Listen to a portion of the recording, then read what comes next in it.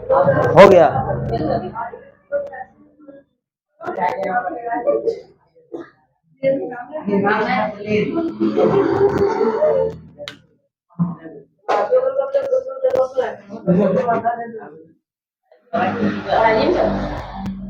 सब पंचायत यही करना है गणेश दा। चलिएगा। प्रकाश का परावर्तन एक क्लास मात्र इसका हुआ है, आज दूसरा।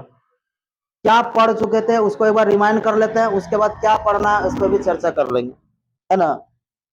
क्या पढ़ चुके थे हम लोग? पढ़े थे प्रकाश के बारे में। पता चला कि प्रकाश वैसे चीजों को कहते हैं जिसकी सहायता से हम चीजों को देख पाते हैं, दुनिया को देख पाते हैं, उसी को प्रकाश कहते हैं। इसके अलावा और भी कुछ हो सकता है क्या?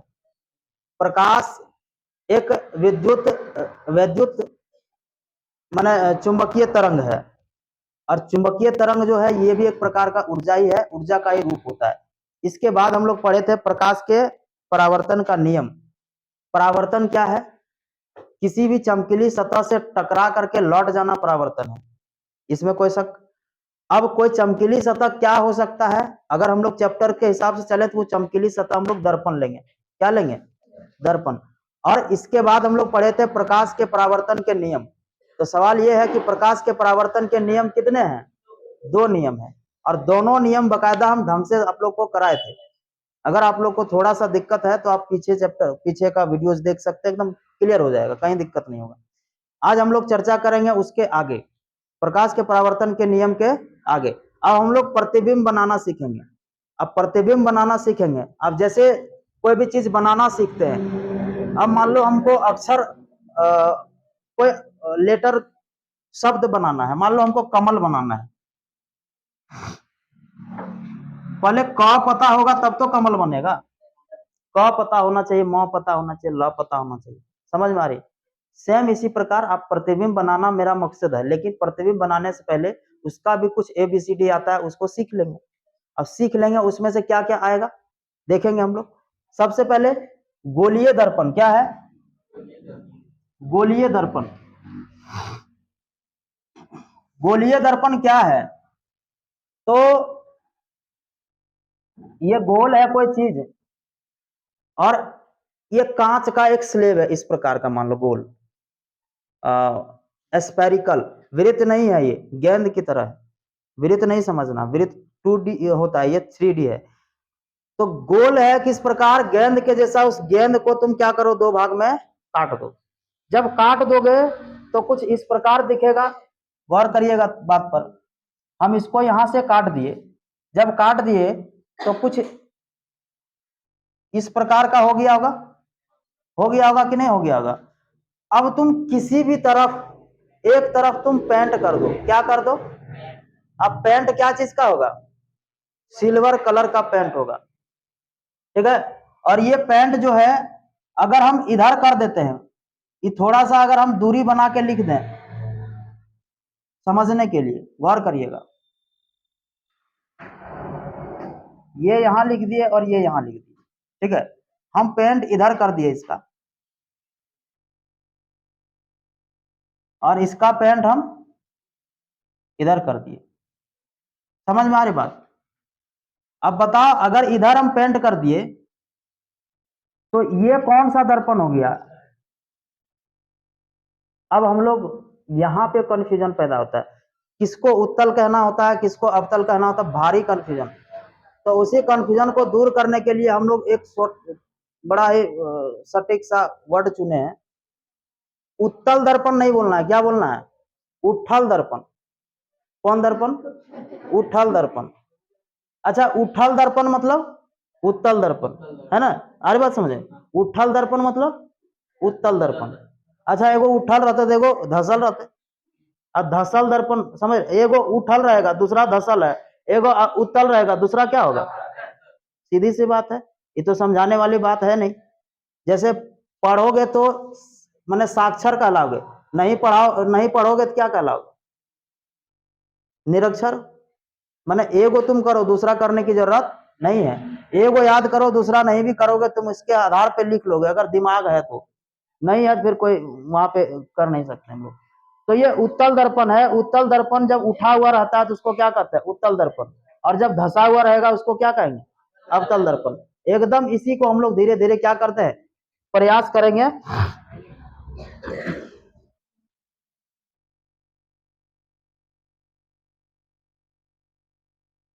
गोलीय दर्पण,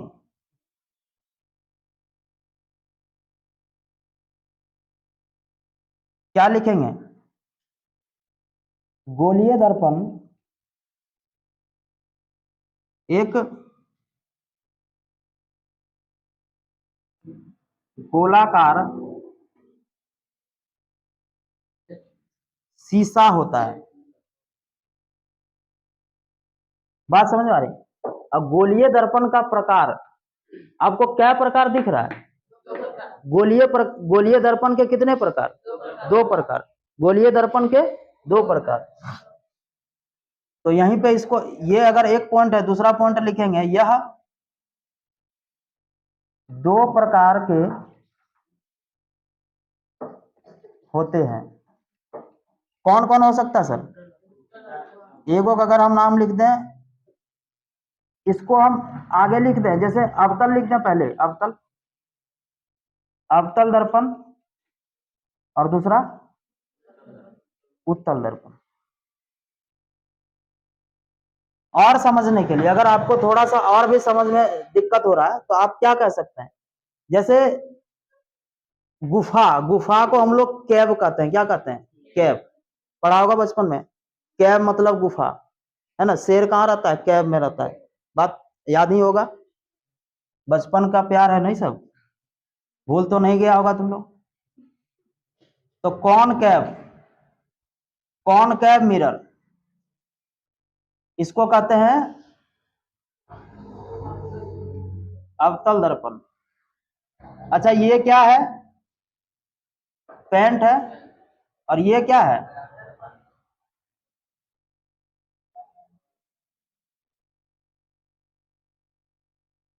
ये है परावर्तक पृष्ठ, है कि नहीं है? परावर्तक पृष्ठ। अच्छा, ये क्या है? परावर्तक पृष्ठ, है ना? और इधर इसका पेंट किया हुआ है। यहां तक में कोई परेशानी हो तो कहिएगा। नहीं ना है, होना भी नहीं चाहिए।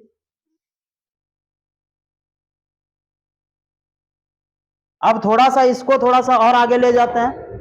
अवतल दर्पण किसको कहेंगे, मैंने किस प्रकार, इसका डेफिनेशन अगर हम समझना चाहें तो अवतल दर्पण का डेफिनेशन क्या लिख सकते हैं?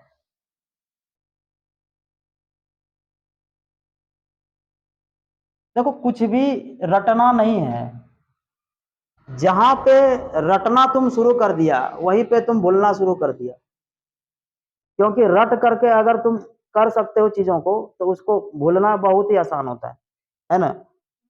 किसी भी चीज को अगर आप रटना शुरू कर दिए तो पढ़ाई वहीं पे तुम्हारा गलत दिशा में चला गया। रटना है ही नहीं। अगर रटने का नौबत आता है, अरे 1-2% के लिए कोई अलग बात होती है, लेकिन अगर तुमको 100 का 100 रटना पड़ जाए, समझाया ना जाए, रटाया जाए, तो सबसे पहले उसको साक्षात दंडवत प्रणाम करना है।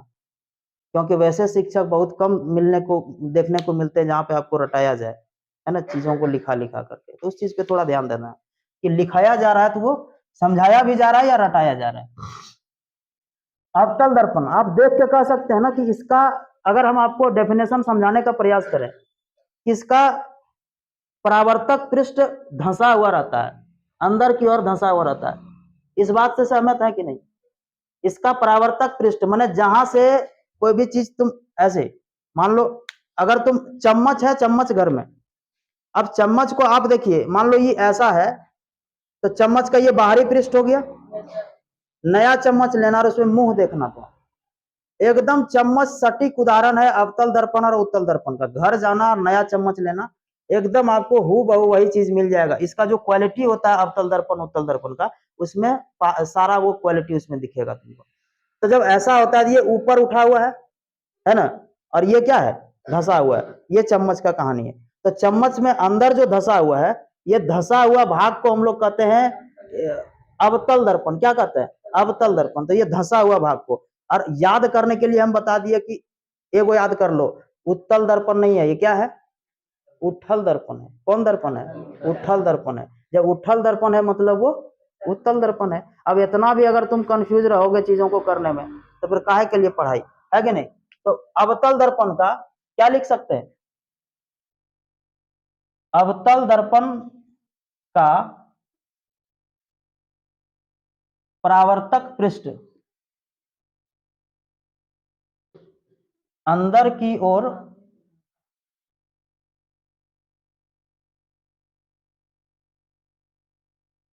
धंसा हुआ रहता है।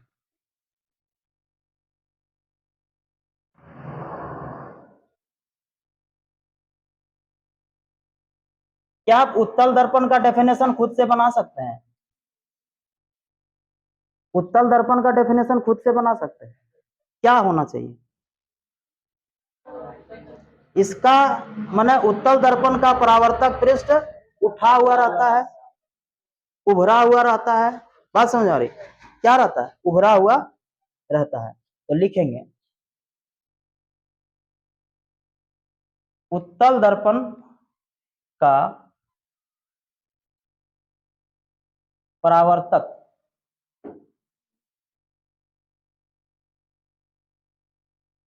पृष्ठ, पृष्ठ मतलब सतह जिसको तुम छू करके देख रहे हो वो पृष्ठ कहलाता है। परावर्तक पृष्ठ उठा हुआ रहता है। ठीक है।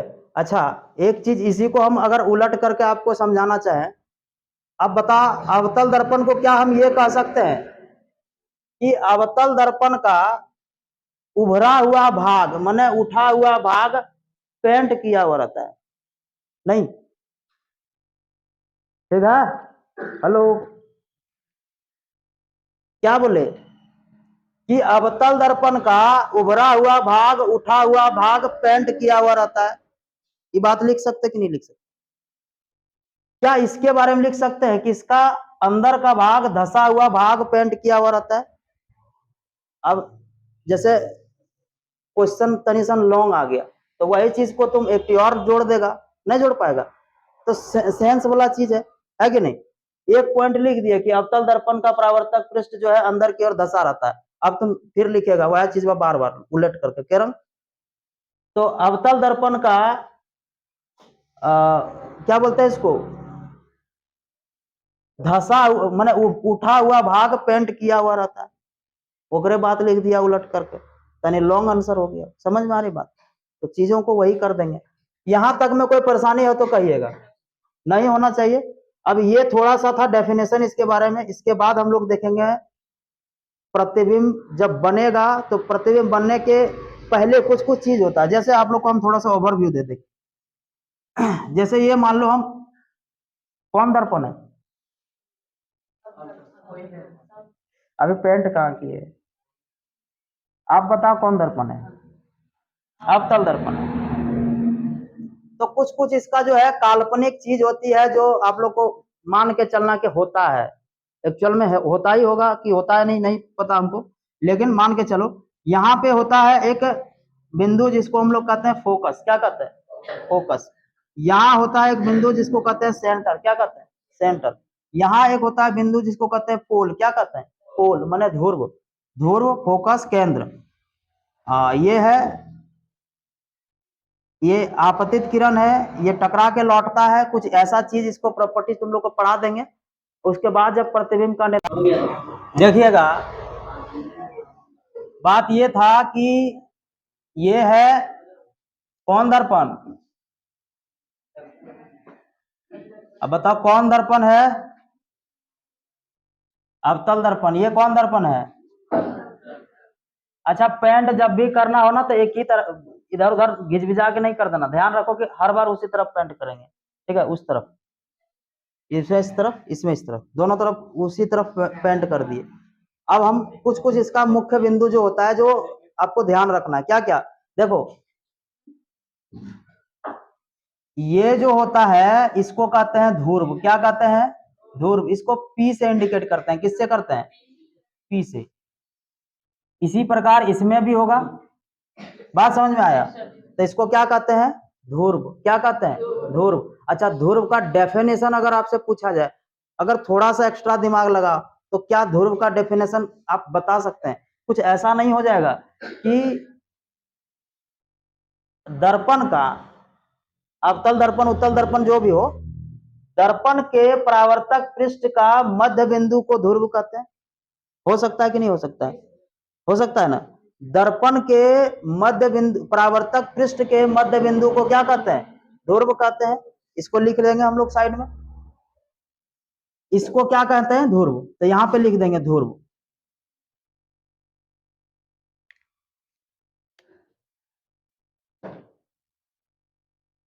ध्रुव, इसको इंग्लिश में कहेंगे पोल। क्या कहेंगे? पोल। क्या कहते हैं? दर्पण के परावर्तक पृष्ठ के मध्य भाग या मध्य बिंदु, जो भी कह सकते हो, है कि नहीं, मध्य बिंदु को ध्रुव कहते हैं। बोलिएगा हाँ या ना।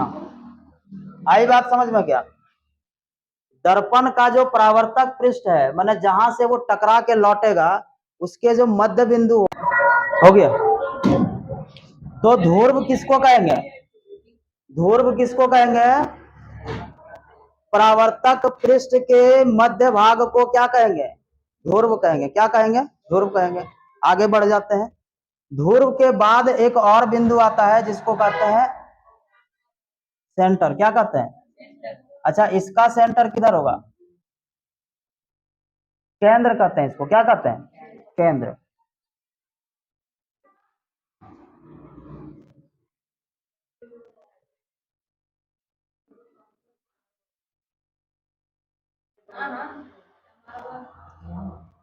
सेंटर और ऑफ कर्वेचर ही कहलाता है। देखो, सेंटर किसको कहेंगे? ये होगा तो किसी गोलीय दर्पण का ही भाग। समझना कैसे, गौर करिएगा थोड़ा सा। अगर हम इसको ऐसा कह दें, हो सकता है कि नहीं हो सकता? ऐसा ही तो होगा। अरे संकेन होगा, काट के बाहर कर लेंगे। ये भी ऐसा होगा, होगा कि नहीं होगा? इसका भी हम काट करके बाहर किए।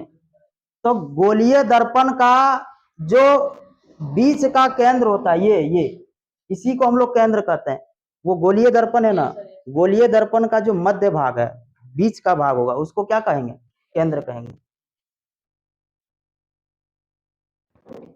गोलीय दर्पण के बीच का भाग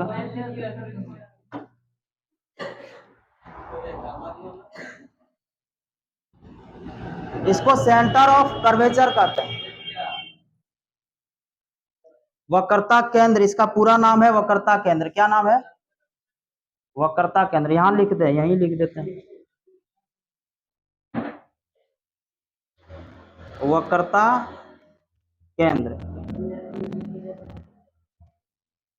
centre of curvature, centre of curvature. ठीक है, बढ़ जाए आगे।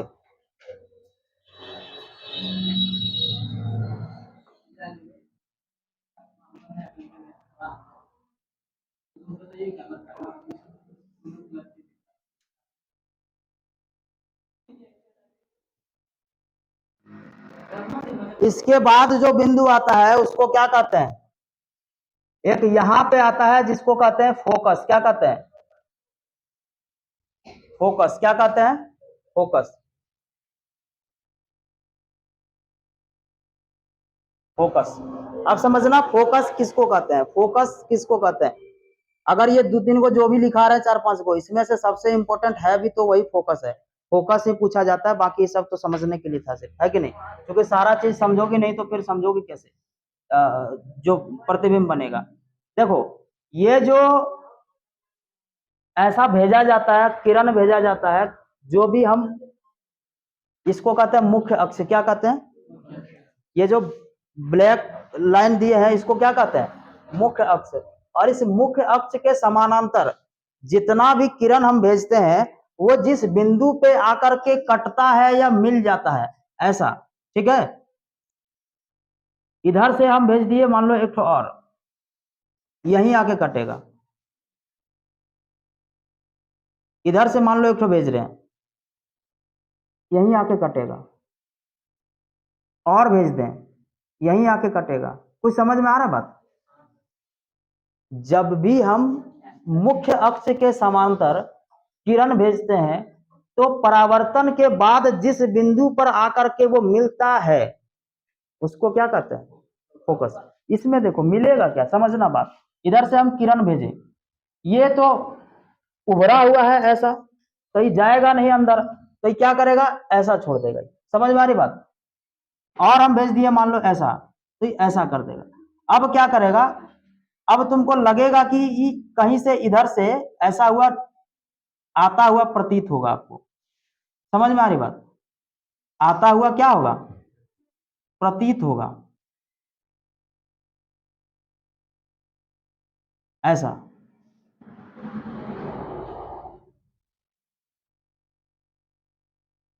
तो अगर हम फोकस का लिखना चाहें, फोकस का लिखना चाहें तो क्या लिखेंगे? मुख्य अक्ष के समानांतर आने वाली किरणें परावर्तन के बाद जिस बिंदु पर मिलती है, यहां वास्तव में मिल नहीं रही है, मिलती हुई प्रतीत होती है, या मिलती है या मिलती हुई प्रतीत होती है, उसको क्या कहते हैं? फोकस करते हैं। समझ में आ रही है? इधर से लगेगा तुमको आ रहा है किरण, इधर से निकल रहा है, एक्चुअल में किरण इधर से नहीं निकल रहा है, ये यहां से टकरा के वापस उधर जा रहा है, ठीक है। तो ये चीज है, लिख देते हैं। क्या लिखेंगे?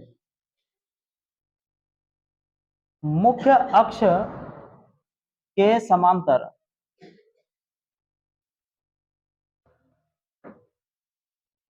आने वाली किरणें परावर्तन के बाद जिस बिंदु पर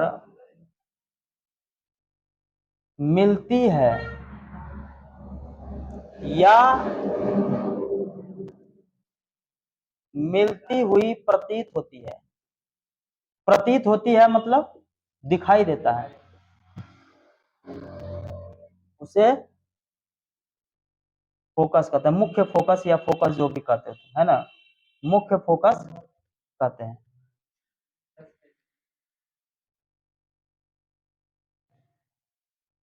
बोलिए, यहां तक में कोई परेशानी नहीं होना चाहिए, है क्या? नहीं है। एक और है जिसको हम लोग कहते हैं फोकस दूरी। क्या कहते हैं? फोकस दूरी है, फोकस दूरी, फोकल लेंथ,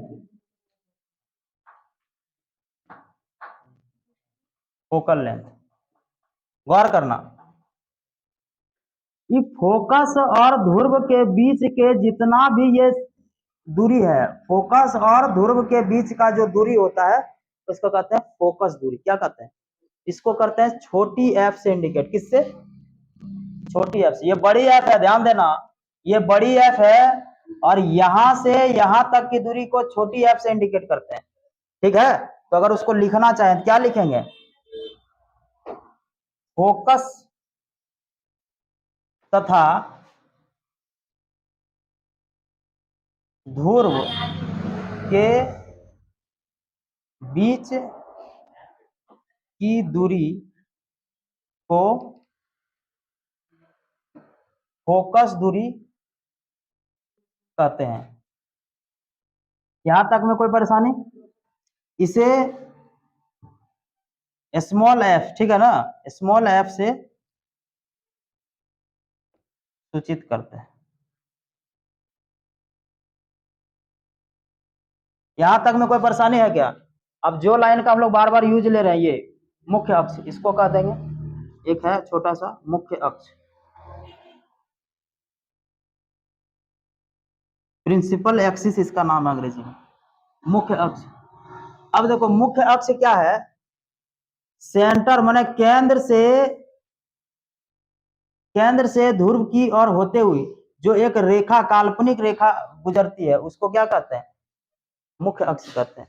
केंद्र से ध्रुव की, या ऐसे भी लिख सकते हो, केंद्र से ध्रुव को मिलाने वाली एक काल्पनिक रेखा, उसको क्या कहते हैं, फोकस कहते हैं। या केंद्र से ध्रुव की ओर जाने वाली एक काल्पनिक रेखा, उसको क्या कहते हैं, क्या बोलते हैं, मुख्य अक्ष कहते हैं। केंद्र से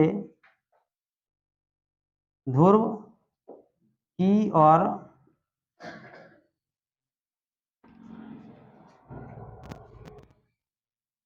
जाने वाली काल्पनिक रेखा, जो काल्पनिक ही होता है सारा रेखा, ठीक है ना। काल्पनिक मतलब जो ओरिजिनल में दिखेगा नहीं तुमको एक्चुअल में, लेकिन वो होता है काल्पनिक रेखा, जिसको माना गया है काल्पनिक रेखा,